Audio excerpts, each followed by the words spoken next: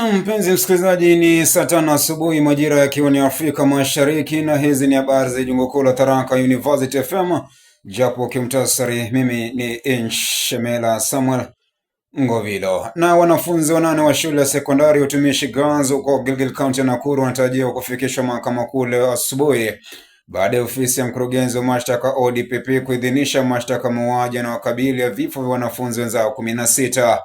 Kesi imepangwa kutajwa mbele ya hakimu Diana Kaveza ambaye anatarajiwa kupokea ripoti ya uchunguzi wa kiakili ili kubaini iwapo wasichana hao 8 wako sawa kiakili kujibu mashtaka. DPP aliidhinisha mashtaka ya mauaji kufuatia uchunguzi wa tukio la kusikitisha lililogharimu maisha ya wanafunzi hao, kesi ambayo imevuta hisia za watu wengi na kuzua wasiwasi juu ya usalama na machafuko shuleni. Tathmini ya kiakili ni hitaji muhimu la kisheria na yatabainisha ikiwa wasichana wanaelewa aina ya kesi na wanaweza kushiriki katika utetezi wao mbele ya mahakama kuendelea na kesi ya mauaji.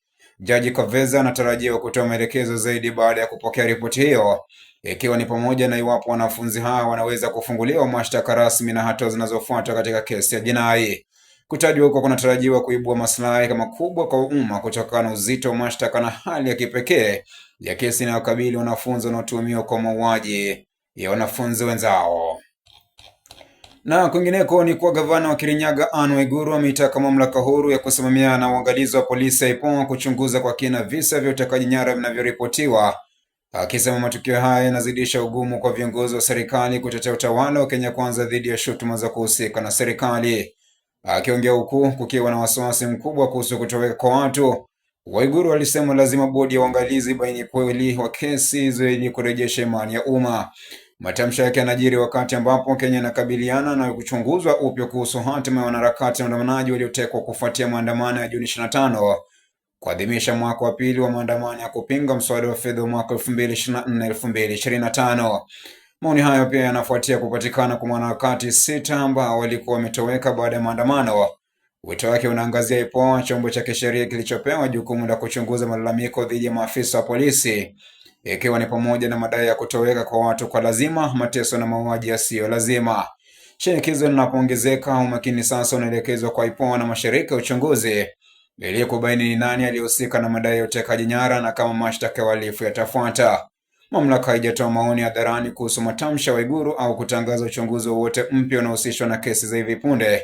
Wakati huo huo, familia za wale ambao bado hawajapatikana wanaendelea kudai majibu, wakisema wajibikaji ni muhimu ili kurejesha imani ya umma kwa taasisi za usalama za nchi.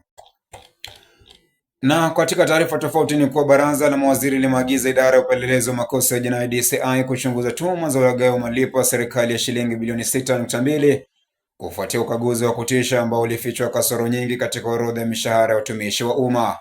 Agizo hilo linafuatia ukaguzi wa kina wa mishahara uliofanywa na Wizara ya Utumishi wa Umma, Maendeleo ya Rasilimali Watu na Programu Maalum chini ya Waziri Geoffrey Ruko.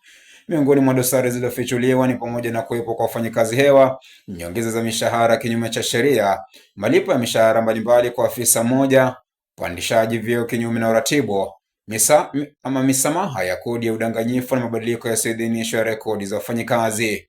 Kwa kuzingatia matokeo ukaguzi, baraza la mawaziri liliamuru DCI kuanza uchunguzi mara moja unaolenga kubaini na kuwashtaki watu wote waliohusika katika madai ya udanganyifu.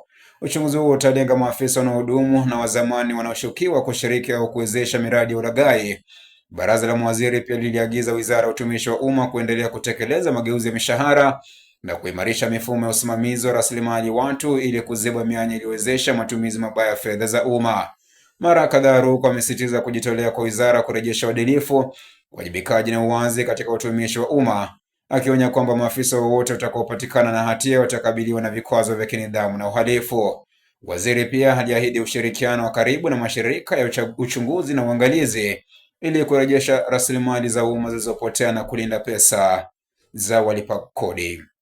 Dakika ni 5 baada ya saa 5 na taarifa hii ndio inatia kikomo katika muktasari wa Jungo Kuu la Tharaka University FM awamu ya saa 5. Kumbuka saa 6 nitakuwa nikirejea japo kimtasari zidi kutegea na kufuatilia idhaa hii yenye matukio na matokeo. Tunakujuza kwa kupasha na vile vile kwa kuarifu pindi nukta, sekunde, dakika na saa zinavyosanzuka. Mimi ni Inshemela Samuel Ngovilo na kutakia usikilizaji mwema.